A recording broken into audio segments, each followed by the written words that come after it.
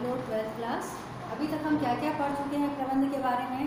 प्रबंध का सबसे पहले हमने क्या पढ़ा, प्रबंध की परिभाषा, प्रबंध की विशेषताएं, है ना, और प्रबंध का महत्व, प्रबंध का उद्देश्य, प्रबंध के कार्य और प्रबंध के सहायक। उन्हीं में से एक होता है समन्वय। तो कुछ वैज्ञानिकों के जो होते हैं इस बारे में अलग अलग मत होते हैं। कुछ लोग इसको मतलब अलग से कोई कार्य मानते ही नहीं, वो कहते हैं कि कार्य के दौरान तो ये प्रक्रिया होती ही है।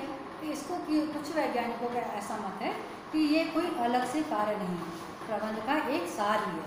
ठीक है, अब हम जैसे कि समन्वय पहले समझते हैं कि समन्वय मतलब कि कोऑर्डिनेशन क्या होता है। मतलब समन्वय ये हो कि हम मिल के कार्य करें। जब हम मिल के कार्य करते हैं तो क्या होता है, कार्य ज़्यादा मात्रा में होता है, और कार्य ज़्यादा मात्रा में होता है और व्यक्ति जो होता है वो खुश भी होता है, क्योंकि जब उसमें आपस में समन्वय होगा तो वो खुशी से उस कार्य को संपन्न करेगा। और जब वो उस काम को खुशी से करेगा तो क्या होगा, वो कार्य ज़्यादा मात्रा में होगा, है ना। इसीलिए इसी को हम कहते हैं कोऑर्डिनेशन, मतलब आपस में समन्वय स्थापित करना।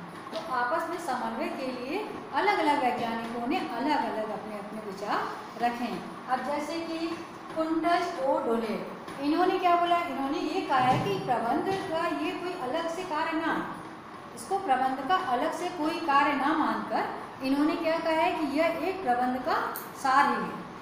कुंटज ओ डोनेट ने कहा है कि हम इसको समन्वय को कोई अलग से काम हम नहीं मानते हैं, यह एक प्रबंध का सार ही है। और ये ब्रेच के अनुसार क्या होता है, ब्रेच के अनुसार समन्वय विभिन्न सदस्यों के मध्य, जो कि कोई भी यदि संस्था होती है, कोई भी इंडस्ट्री होती है, तो उसमें एक दो व्यक्ति काम नहीं करते हैं, बहुत सारे श्रमिक काम करते हैं ना। तो उनके बीच विभिन्न सदस्यों के मध्य कार्यों का उचित बंटवारा, मतलब कि जो भी श्रमिक एक ही वर्ग में यदि काम कर रहे हैं तो उनको समान कार्य का बंटवारा हो। नहीं तो उनके मन में क्या होगा, उनके मन में ये हो जाएगा कि हम तो ज़्यादा काम कर रहे हैं, दूसरा कहेगा हम कम काम कर रहे हैं। मतलब एक जो कम काम कर रहा है वो तो खुश होगा, लेकिन जो ज़्यादा काम कर रहा है उसके मन में क्या होगी, हीन भावना बढ़ जाएगी कि ये कम काम करके भी उतना ही जो है श्रम ले रहा है, उतने ही पैसे मिल रहे हैं, और हमको मतलब ज़्यादा काम करवा के हमको भी कम पैसे मिल रहे हैं। तो इससे इनके अनुसार क्या है, ब्रेंच के अनुसार क्या है, विभिन्न समस्याओं के मध्य कार्यों का उचित क्या है, आवंटन, आवंटन मीन्स बंटवारा, और यह सुनिश्चित करके वो क्या करते हैं, समस्त दल मतलब एक ग्रुप है जो बनता है उसको वे साथ रखते हैं और उनमें आपस में संतुलन बनाए रखते हैं, क्योंकि आपस में श्रमिकों के बीच संतुलन बनाए रखना बहुत ही ज़रूरी है। किसी भी मतलब कंपनी के सफल संचालन के लिए उनके श्रमिक जो होते हैं उनका प्रमुख रोल होता है ना। यदि उनमें संतुष्ट नहीं होंगे वे और उनके मन में कोई हीन भावना होगी तो वे क्या करेंगे, काम में चोरी करेंगे और सही ढंग से काम नहीं करेंगे। इसलिए उनको ऐसा पर्याप्त रूप से उनको श्रमिक मिले, सबको समान श्रमिक मिले जो एक ही वर्ग में काम कर रहे हैं, तो इसको हम समन्वय कहते हैं, है ना, मतलब आपस में कोऑर्डिनेशन। अब कोऑर्डिनेशन में कौन कौन सी विशेषताएं आ जाती हैं, प्रमुख रूप से हम आज की विशेषताएं जो देख लेते हैं। सबसे पहले हमने बोला कि ये प्रबंध का सार है, मतलब प्रबंध का लास्ट जो निचोड़ होता है ना वो है समन्वय। मतलब यदि व्यक्ति जो है वो मिल के, यदि हमने लाख पैसा लगा लिया, लाख इंडस्ट्री खोली, ज़मीन देख ली, वहाँ हमने यंत्र लगा लिए और सब कुछ रजिस्ट्रेशन करवा लिए, लेकिन यदि हमारे श्रमिक ही काम नहीं करेंगे तो क्या होगा, उनमें आपस में यदि समन्वय नहीं होगा तो कार्य सही ढंग से नहीं होगा। इसलिए पहली विशेषता क्या होती है, प्रबंध का सार। ठीक है, अब आ जाता है दूसरा, सर्वव्यापक कार्य। मतलब सभी जगह ये होता है, कोई एक जगह के लिए अलग नहीं है, क्योंकि जो बड़ी कंपनी होती है उसकी जो ब्रांच होती है वो अनेक शहरों में और अनेक देशों में भी होती है। जो बड़े बड़े जो धंधे होते हैं वो अनेक देशों में लगाए जाते हैं। तो हर देश में जो श्रमिक जो काम करते हैं सभी के बीच में वो जो समन्वय है वो आवश्यक है स्थापित करना। इसीलिए कहा गया है कि यह सर्वव्यापक कार्य है। अब तीसरा है सामंजस्य स्थापित करना। मतलब हम उनके बीच कैसे सामंजस्य स्थापित करेंगे, मतलब क्या होगा, थोड़े थोड़े समय में जो प्रबंधक हो उनके मीटिंग लें, उनकी समस्याओं को सुने, उसको सुलझाएं, तभी तो एक जो है श्रमिक वो अपने जो मालिक है उससे संतुष्ट होगा, उसको समय पे कुछ त्यौहार आया या उसने कोई ज़्यादा काम किया है तो क्या करें, उनको बोनस, प्रशस्ति पत्र इत्यादि देते रहें। तो ऐसे में क्या होगा, वह काम निरंतर अच्छे ढंग से करते रहेगा। इसलिए उनमें आपस में सामंजस्य स्थापित करके प्रबंधक का प्रमुख कर्तव्य है कि वो आपस में लड़े झगड़े ना और आपस में उनमें सामंजस्य स्थापित हो, मतलब मिलजुल के भी कार्य कर सकें। अब आ जाता है सामंजस्य स्थापित करने प्रणाली। अब आता है चौथा, प्रमुख उत्तरदायित्व। प्रमुख उत्तरदायित्व ये है कि काम कितना आपका ज़्यादा होगा। यदि जितना ज़्यादा काम होगा उतना ही मशीनों का अधिक हम प्रयोग करेंगे। जब मशीन का ज़्यादा से ज़्यादा प्रयोग होगा, उसका कुशल प्रयोग होगा, कुशल मतलब जो श्रमिक होते हैं उनके द्वारा जब उसका कुशल प्रयोग होगा तो क्या होगा, उत्पादन में वृद्धि होगी। और जब उत्पादन में वृद्धि होगी तो हमको क्या मिलेगा, अधिकतम आय की प्राप्ति होगी। और जब अधिकतम आय की प्राप्ति होगी तो वो लोग क्या करेंगे, सरकार को हर व्यक्ति क्या करेगा, कर देता है, टैक्स देते हैं। तो टैक्स से हमारे देश की राष्ट्रीय आय में वृद्धि होगी। तो इस प्रकार ये क्या है, हमारा जो सामंजस्य स्थापित करने के काम जो करना है ना, वो एक प्रबंधक के लिए क्या है, ये प्रमुख उत्तरदायित्व है कि श्रमिकों के बीच आपस में कोई मनमुटाव वगैरह ना हो, वो अच्छे से काम को करेंगे, वह हमेशा देखता रहता है। अब है ये सतत प्रक्रिया। सतत प्रक्रिया प्रबंधक के हर कार्य की प्रमुख विशेषता के अंतर्गत आता है, क्योंकि कोई भी जो क्रिया होती है वह निरंतर चलती रहती है। मान लीजिए कोई भी संस्था है, कोई भी स्कूल है, कोई भी कार्यालय है, कोई भी उद्योग है, तो वहाँ पे ऐसा नहीं है कि हम होटल है जी तो आज हमने वहाँ प्रबंध कर दिया, कल हम ना करें, ऐसा संभव नहीं। मतलब ये प्रक्रिया जो होती है मतलब निरंतर क्या होती है, सतत प्रक्रिया। सतत मतलब निरंतर चलती रहती है, इसीलिए इसको क्या कहा गया है, सतत प्रक्रिया। तो आप प्रबंध के कार्य में किसी भी चीज़ के लिए आप विशेषता लिखते हैं तो एक मुख्य विशेषता क्या होती है, सतत प्रक्रिया, है ना। अब हम आ जाते हैं समान उद्देश्य। अब किसी भी कारखाने का जो उद्देश्य होता है वो क्या होता है, समान।